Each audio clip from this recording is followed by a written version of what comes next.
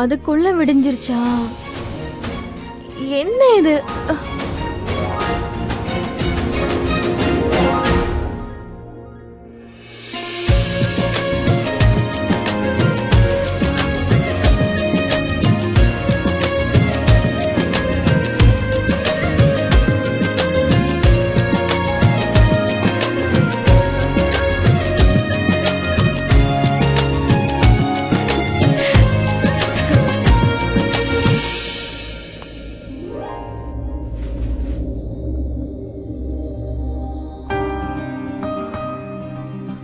சாரதா, உனக்கு ஒன்று தெரியுமா?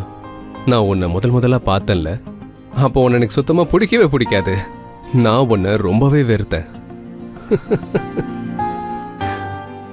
இன்ஃபேக்ட் நீ ஒரு சீக்ரெட் ஏஜென்ட்னு நான் நினைச்சேன்.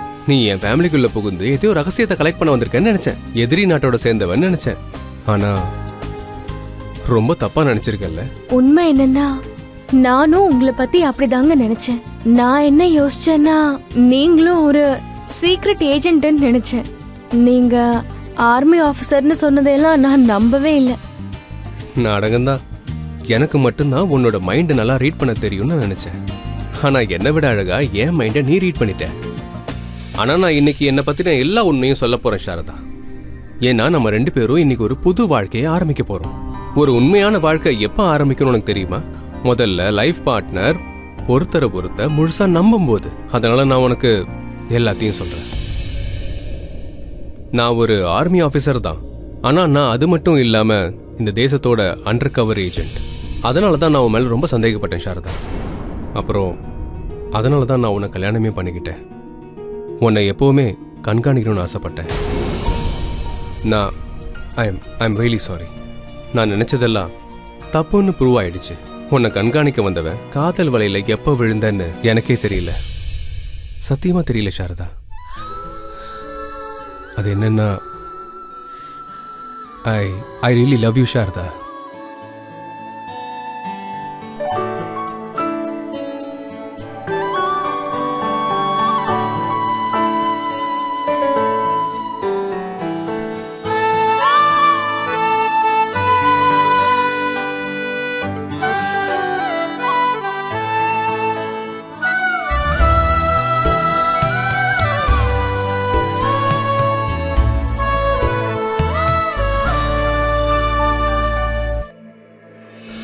சாரதா, இனி நமக்குள்ள எந்த பொய்யும் இருக்கக்கூடாது.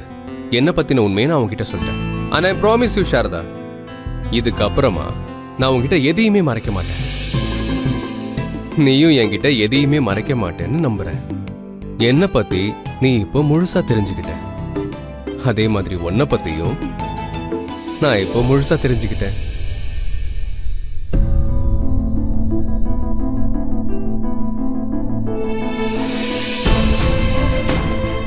உங்களை பத்தின எல்லா ரகசியத்தையும் நீங்க என்கிட்ட சொல்லிட்டீங்க.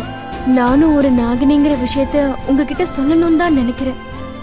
சாரதா, நீ என்னோட குடும்பத்துக்காக பண்ண எல்லாத்துக்கும் சின்னதா நான் ஒரு தேங்க்ஸ் மட்டும் சொன்னா பத்தவே பத்தாது. அதனால நான் உங்ககிட்ட தேங்க்யூலாம் சொல்ல போறதே இல்லை. இன்ஃபேக்ட் இப்ப நான் உன்னை புரிஞ்சுக்கிட்டேன். அதாவது நீ மட்டும் இல்லைன்னா என்னோட ஃபேமிலி முழுமை அடையாது. இனி இந்த மொத்த ஃபேமிலியும் நீ தான் சாரதா பார்த்துக்கணும். நீ இருந்தா இந்த ஃபேமிலி நல்லா இருக்கும். இனிமே நீ தான் என்னோட வீடு. இனிமே இந்த வீட்டில் இந்த சந்தோஷம் இப்படியே நிலைச்சிருக்கணும். என்னைக்கும் மாறக்கூடாது.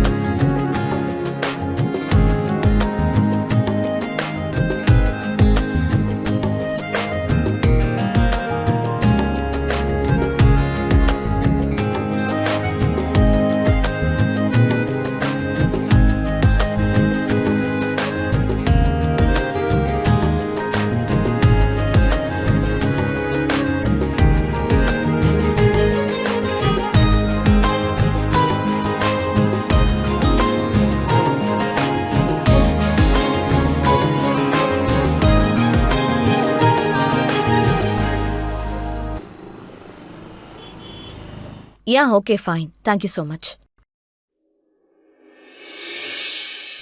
அடடா, என்ன விஷயம் சாரதா? முகத்துல ஒரு கலை, வெக்கம் கலந்த சிரிப்பு. உன் வீட்டுக்காரர் ரொம்ப ஓவரா குறும்பு பண்றாரா? சாரதா, உன்னை நினைச்சா எனக்கு ரொம்ப சந்தோஷமா இருக்கு. உன் சின்ன வயசு ஆசை லட்சியம் எல்லாமே நிறைவேறிடுச்சு. நீ ஆசைப்பட்ட மாதிரியே ஒரு உண்மையான அன்பு உனக்கு கிடைச்சிருக்கு. அப்புறம் சாரதா, உனக்கு இன்னொரு ஆசையும் இருந்துச்சு. நீ உன் காதல் கணவனோட ஒரு சாதாரண வாழ்க்கைய வாழணும்னு ஆசைப்பட்ட. ஆனா அது என்னைக்குமே நடக்காது. ஏன்னா நீ ஒரு சேஷநாகினி. நீ இன்னும் நிறைய வேலைகள் செய்ய வேண்டியிருக்கு. அதுக்காக தான் நீ இங்க வந்திருக்க. எனக்கு தெரியும்க்கா, இன்னும் நிறைய வேலைகள் செய்ய வேண்டியது இருக்கு. அதனாலதான் ஒரு விஷயத்த சொல்ல நான் உங்களை தேடி வந்தேன். நான் ரிஷப் கிட்ட என்னை பத்தின உண்மை எல்லாத்தையும் சொல்ல போறேன். இல்ல, நீ அந்த மாதிரி எதுவும் செய்யக்கூடாது சாரதா. அக்கா, நான் ஒரு சாதாரணமான வாழ்க்கையை வாழ ஆசைப்படுறேன். எங்களோட அந்த வாழ்க்கையில நானும் என்னோட ரிஷபும் எங்களுக்கு நடுவுல எந்த விதமான பொய்யும் இல்லாம உண்மையான காதலோட வாழணும். அப்படி ஒரு உண்மையான உறவு நல்லபடியா அமையணும்னா எங்களுக்குள்ள நம்பிக்கை இருக்கணும். எதையும் மறைச்சு வைக்க கூடாது. ஆனா நான் ஒரு ரகசியத்தை மறைச்சு வச்சிருக்கேன். நான் சேஷநாகினிங்கிற உண்மைய. அதனாலதான் நான் ஒரு முடிவெடுத்திருக்கேன். இந்த சேஷநாகினி வாழ்க்கையை நான் இனி வாழ ஆசைப்படல. சிவபெருமான் எனக்கு கொடுத்த இந்த வரத்தை நான் தியாகம் பண்ண போறேன். என்ன?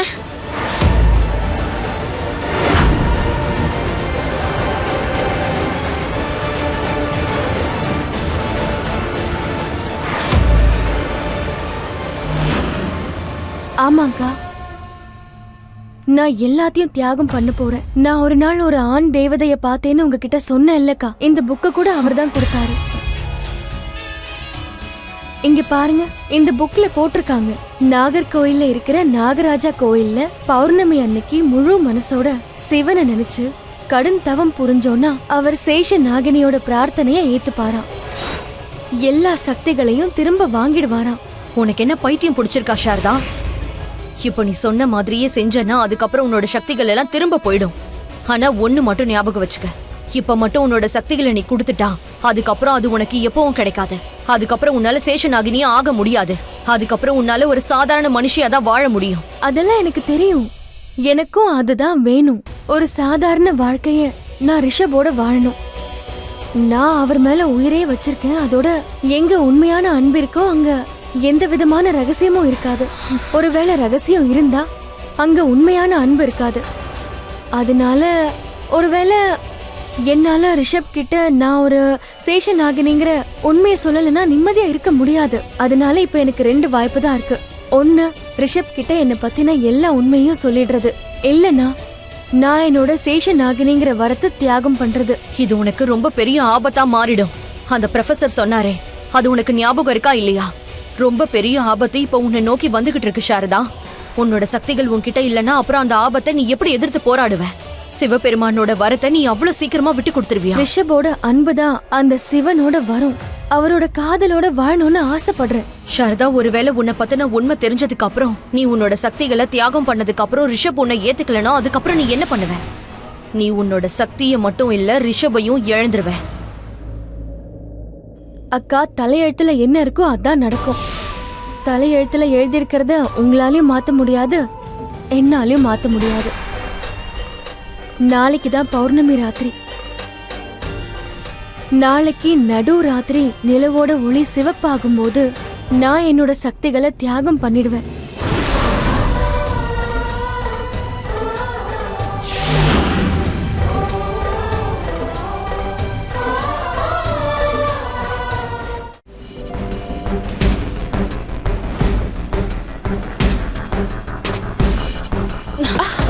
என்னம்மா இது? என்னாச்சு? ஒன்னும் பிரச்சனை இல்லையே?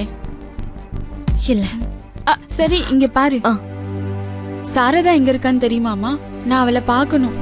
அவகிட்ட ஒரு முக்கியமான விஷயம் சொல்லி ஆகணும். சந்திராதா அப்படி என்ன முக்கியமான விஷயத்த சாரதா கிட்ட சொல்ல போறாங்க? என்னத்த?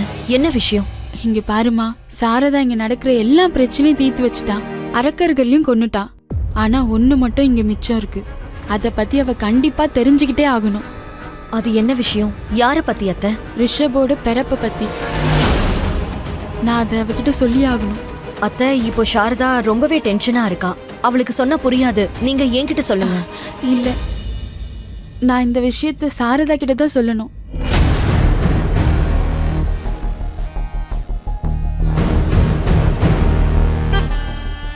ரிஷபோட பொறப்புல அப்படி என்ன ரகசியம் இருக்கு? இதையே சாரதாக்கு மட்டும் தெரியணும்னு அவங்க நினைக்கிறாங்க. அப்படி அது என்னவா இருக்கும்? அம்மா, சீமா ஆண்டி இதுக்கு மேல கோமால இருந்து வெளியில வருவாங்க எனக்கு தோணல. அவங்க கண்டிஷன் ரொம்ப மோசமாயிடுச்சு. எல்லாத்துக்கும் காரணம் அந்த சாரதா தான். ஆனா அம்மா, ரிஷப் இப்பவும் சாரதா பின்னாடி தான் பைத்தியமா சுத்திக்கிட்டு இருக்கான். ஆனா நான் ரிஷப பத்தி நினைச்சுக்கிட்டு பைத்தியமா சுத்திக்கிட்டு இருக்கேன் அம்மா. ரீமா, forget ரிஷப். நீ ரிதேஷ கல்யாணம் பண்ணிக்கிட்ட. Move on with him. இனி ரிஷப் கூட உனக்கு என்னைக்குமே உறவு அமையாது. அம்மா, என்னம்மா சொல்றீங்க? நான் ரிஷப்காக என்னுடைய வாழ்க்கையில எவ்வளவு பெரிய ரிஸ்க் எடுத்திருக்கேன்னு உங்களுக்கு தெரியும்ல அம்மா. இது எல்லாத்துக்கும் காரணம் அந்த சாரதா தான்மா. இந்த சாரதா என்னுடைய வாழ்க்கையை நாசம் பண்ணிட்டாமா. I'm just praying. நான் அந்த சாமி கிட்ட அவளுடைய வாழ்க்கை நாசமாகணும்னு வேண்டிக்கிட்டு இருக்கேம்மா. என்னுடைய வாழ்க்கை கெடுத்த மாதிரி அவளுடைய வாழ்க்கை ஆகணும்மா. கண்டிப்பா ஒரு நாள் இதெல்லாம் நடக்கும்மா. ரிஷப் ஒரு நாள் அவளை நல்லா வெறுக்கணுமா. அந்த வெறுப்புல சாரதா தன்னை தானே அவளை அழிச்சுக்கணுமா. என் தங்கச்சியை பத்தி அப்படி யோசிச்சேன்னா அப்புறம் அவ்வளவுதான். அதுக்கப்புறம் நான் உன்னை சும்மா விட மாட்டேன்.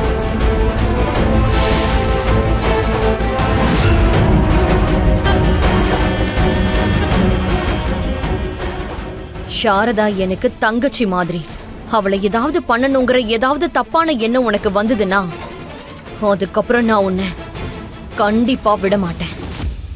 உன் வாழ்க்கையை அழிச்சிருவேன்.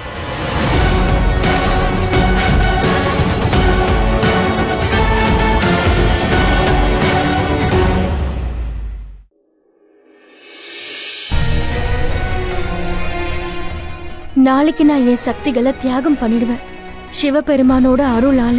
அதுக்கப்புறம் ரிஷப் என்ன அவர் வாழ்க்கையில முழுமையா ஏத்துக்கணும். அவர் அன்பு எனக்கு நிரந்தரமா வேணும்.